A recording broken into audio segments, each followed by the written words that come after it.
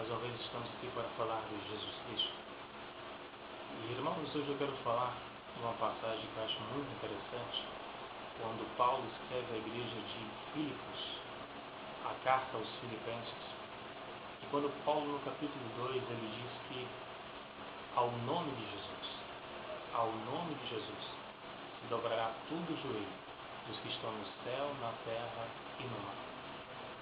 E eu meditando nessa passagem bíblica, eu comecei a imaginar, eu comecei a viajar nessa passagem bíblica, e eu fiquei pensando um dia em que todo joelho se dobrará perante o meu mestre. E eu quero muito estar presente naquele dia, viu, irmãos? Quero muito estar presente. No dia em que o buchudo do Buda vai ter que se dobrar perante Jesus. Confúcio, com os seus olhinhos puxados, vai ter que se dobrar perante o meu mestre. O dia em que Maomé, o chefe maior do islamismo, vai ter que se dobrar perante Jesus Cristo.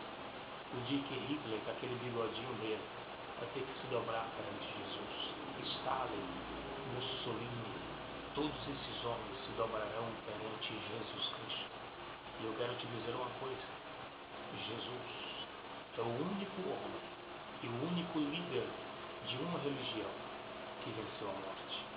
Porque nenhuma religião prega que o seu líder ressuscitou, mas o cristianismo prega que Jesus ressuscitou. Sabe por que o cristianismo prega isso? Porque verdadeiramente Jesus ressuscitou. E Ele está vivo, à direita de Deus do céu, com todo o poder e glória. E eu quero te dizer mais: no embate entre Jesus e a morte, está 4-0 para Jesus.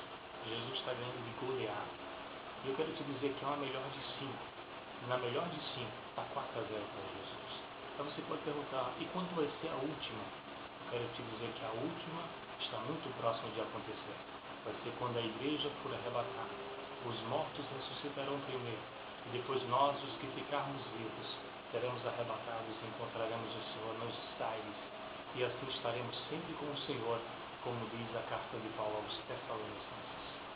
Eu quero te dizer: mas está 4-0 para Jesus? Está 4-0. Jesus está ganhando de 4-0 da morte.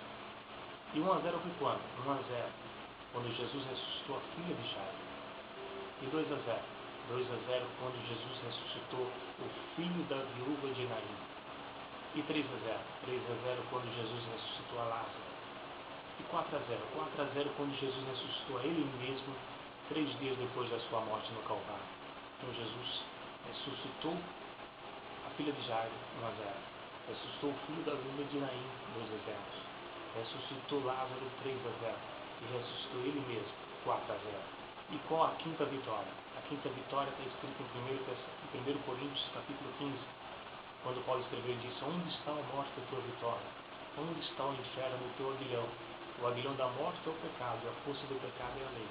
Mas graças a Deus que nos dá a vitória, por intermédio de nosso Senhor Jesus Cristo. Então, será a quinta vitória, e assim nós estaremos sempre com o Senhor. Confie mais em Jesus, acredite mais em Jesus. Ele é o maior vencedor de todos os tempos. Ele venceu a morte, e Ele em breve voltará para arrebatar a sua igreja.